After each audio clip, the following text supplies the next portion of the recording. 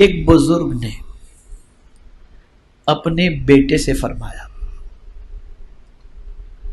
کہ بیٹے دن بھر میں جتنے بھی کام تو کر ڈائری میں نوٹ کر لے، چاہے اچھا کر چاہے برا کر، اور رات کو دن بھر کے سارے کام مجھے پڑھ کر کے سنا دینا۔ بچے نے کہا ٹھیک ہے۔ اب ظاہر سی بات ہے کہ دن بھر کے اچھے کاموں کے ساتھ کچھ نہ کچھ چھوٹے موٹی باتیں بھی ایسی ہو جاتی ہیں جو اللہ والوں کے نزدیک گناہ میں شامل ہوتی ہے، لیکن اسے بھی اس بچے نے نوٹ کر لیا۔ لیکن جب جیسے جیسے مغرب کا وقت آتا گیا، گھبراہٹ شروع ہو گئی کہ میں اپنے باپ کے سامنے اپنے گناہ پڑھ کر کے کیسے سناؤں گا۔ رات ہوئی، باپ نے بلایا، بیٹے سب نوٹ کیے؟ ہاں ابا میں نے نوٹ کیا۔ اچھا بیٹے آج دن بھر کی ساری باتیں پڑھ کر کے سناؤ۔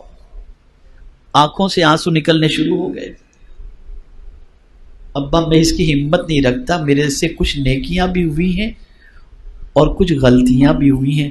ابا میں اپنی غلطیوں کو آپ کے سامنے پڑھ کر سنانے کی طاقت نہیں رکھ سکتا، اور ہاتھ جوڑ کے ابا عرض کرتا ہوں آئندہ مجھ پر یہ رسپانسبلٹی نہ ڈالیں کہ میں دن بھر کی ساری باتیں لکھ لوں۔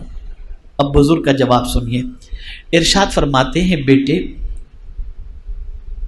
میں نے تو صرف تیری تربیت کے لیے یہ تجھے ایک دن کے بارے میں بتایا تھا کہ آج کے دن میں تو جتنی نیکیاں کر، جو گناہ ہو سب چیزیں نوٹ کر لینا اور رات کو مجھے سنا دینا۔ بیٹا تو سوچ کہ ایک دن میں چند گناہ جو تجھ سے ہوئے تو تیرے باپ کے سامنے نہیں سنا سکتا، زندگی کے سارے گناہ خدا کے سامنے تو کیسے سنا سکے گا؟ اس لیے کہ قیامت میں پروردگار فرمائے گا اقرا کتابک، اپنا اعمال نامہ پڑھ، تو اپنے رب کے سامنے کیسے سنا پائے گا؟ میں پوچھنا چاہتا ہوں کیا کبھی یہ تصور بھی ہمارے ذہن میں آیا؟ اور اگر کوئی یہ سمجھتا ہو یہ مجھے کام آئے گا وہ مجھے کام آئے گا، کیا کورونا نے آپ کو نہیں بتایا کہ کون کس کے کام آئے گا؟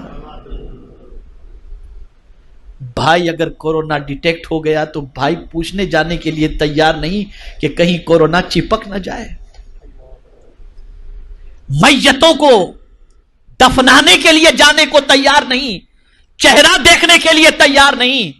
میں سمجھتا ہوں قیامت سے پہلے یہ چھوٹی قیامت آئی اور بتا دیا گیا سنو وہاں کوئی کسی کا نہیں ہوگا، وہ تمہیں سمجھ میں نہیں آ رہا تھا، آج دنیا میں ذرا دیکھ لو کوئی تمہیں کام آ رہا ہے۔